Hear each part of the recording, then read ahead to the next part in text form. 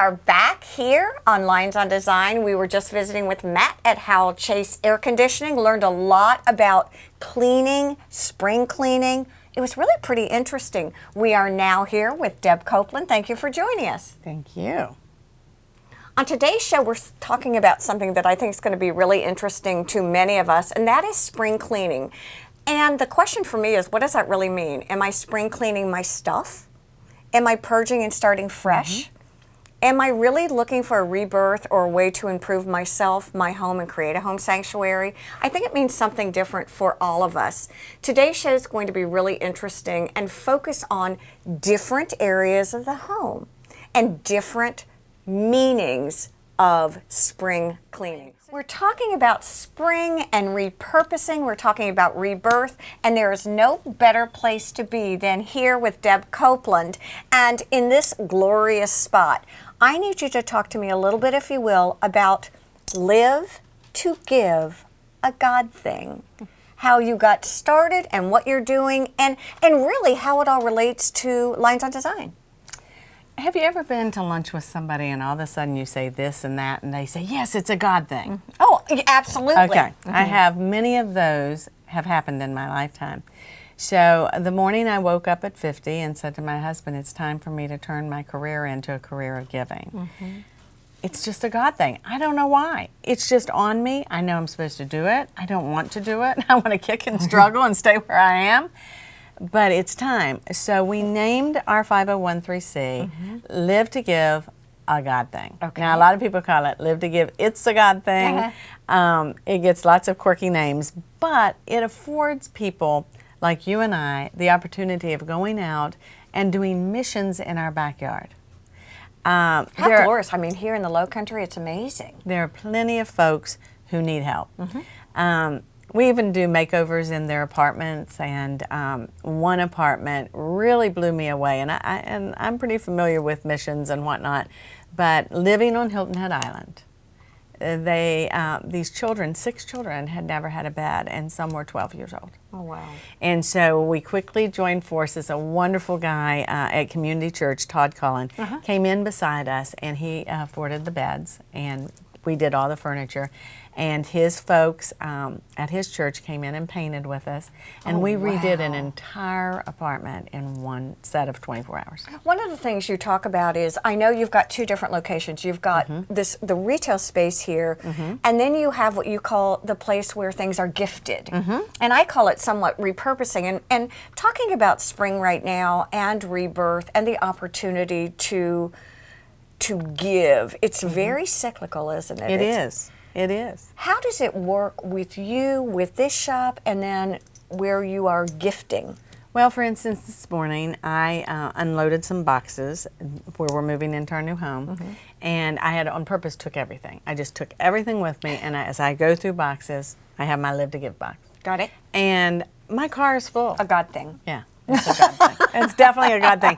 Because I think before I even had the shops, yes, I would always take it to whomever. But this makes a difference. For every donated item, 100% goes to the education of children in poverty. So we currently fund 6 scholarships for children, and that includes their scholarship at Hilton Head Christian, their uniforms, any trips that they go on. Everything's fully paid.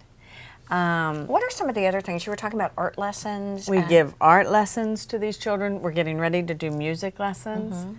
It enhances their lives. And I've been doing this with one particular family for now going on 5 years. Okay. And the difference is amazing. It's just so fresh. It's so awesome. Let me ask you from a practical design point of view now. Okay. When you are looking to give items, it is the spring, and I do want to go to my home. And like you said, you're moving in and you've got 2 different piles. How do you get started? How do you look at your items and know which to give, which to save? Because a lot of us, I keep sentimental things, but I am a purger. I am too. And I'll tell you what, my favorite thing to do, and I think probably for you too, is as a designer, I love going to someone else's home and shopping in their closets with their things because it's all new to me. Right. Right? I know Right. you do that too. Right. And so talk to me a little bit about how you would suggest someone begin the process of giving. It's hard to divorce some of those sentimental things. But I tell you what I've been doing, and it's been fun. And I hope I haven't hurt feelings. But I have so many people who gift me so many wonderful things. And so what I've done is I've written a couple of my girlfriends and said, this lived in my home and gave me much happiness. And it's going to continue living because it's going to afford these children an education. And I've literally written them a note. Some things, you know, my kids have made or brought home from a trip. It's time. It's time to clean it out. And I just had you've got 6 kids, I've got kids, and all I'm thinking of are the pottery pieces, like the you know, the little trays it's so and hard. the handprints. It's so hard to get rid of that. But it's time, and I do love purging. I love getting rid of that clutter. It makes me feel so clean. It makes me just feel up to date. But it's so important to do that. I mean, I think it does. Spring cleaning makes us feel better. There's not a person that if you start spring cleaning and cleaning out little places that bug you, you open the door and you go, oh, I've got to get to that. Well, just get to it. Well, you said you're doing a new house, so that's a good opportunity to do some serious spring cleaning. And again, you're moving your shop to a new location too. Where are you all going? We're going on the corner of Island Drive and Matthews, close to the new circle they're putting in. Oh, I love that. Ooh, that'll be fun. It's going to be a warehouse, and we'll have both locations. We'll have the not so new and the brand new upscale, and then we'll also have our ministry offices. So I'll just be in one spot instead of running 3 or 4 places. Do you have volunteers who We help you with do. all that? We How does that all work? They just find out about our mission, and you know, it's just like any place. Some people like to work because their heart is with the animals. Right. True. And other people like to work when they know that it's going for children. And when I say it's going, I don't take a salary and haven't since I was 50. Oh my When I gosh. retired, I don't take a salary. The sales from my books, speaking tour, whatever I'm doing, channels into these. She's good at segues, isn't she? scholarships. She's like, Deb, read the books. Okay, well, you know, we had an opportunity. No, it's good. We had an opportunity. Let me tell you what else I think. Yeah, exactly. We had an opportunity to chat before, and I've had the luxury of actually having this book, Attitude Therapy, and it's fascinating. The other 2 books, Good Morning, Good Night, is 99 Days of Spiritual Recovery, and then Face to Face with God. Amazing, and it's really pretty cool. You, though, I have to say this. Let's pitch design here. Funky Palm.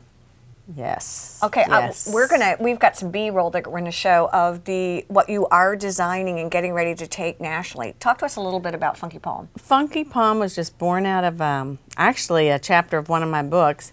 Palm trees are very strong. They bend with the wind.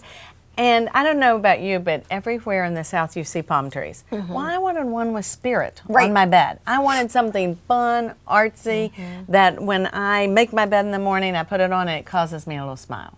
So we're doing these funky palms in every color. Right now we have bold colors. Okay. We're doing the creams, the tans, the light blues. The very neutrals also, the but very neutrals, not so much. But the fun things. And we're going to do them. We've already done them in towels, spreads, quilts. wow. We have handmade quilts that we're doing it in. Now it's going to the pottery line, and then quickly to art. We'll have some art in Funky Palms. It's been really interesting walking through the showroom here because it was funny when you walked in, you said, are you overwhelmed? And for me, no, I was mesmerized. The fun part is I walked through probably 4 or 5 times. Every time I walked through, I focused on something different. But one thing was consistent, and that was there was a message of faith and hope in every vignette. May I assume that was done with intent? Probably not. There's just so much of it here, you know? And we do have so many crosses, and all of our artists know that I just happen to love crosses. And again, it's just absolutely amazing, the things that you've done in the mission. We would like to have you come back on. I think it'd be fun to kind of walk through your new space would be awesome. Focus a little more on the Funky Palm. I think that's great. And learn a little more about your personal mission, because I think many of us are really interested in it. We want to thank you for joining us today. We want to thank all of you for joining us today here on Lynes on Design. Happy spring. all of the shows here we do on Lines on Design are really fun. They're a lot about design and they're pretty inspirational. But today's show, talking about spring cleaning and repurposing, I think was filled with a lot of depth and breadth that maybe you hadn't expected from a design show. But that's what's so interesting about creating your own home and a home sanctuary. You can find a depth and a breadth in everything you do. Stay with us next time here on Lines on Design.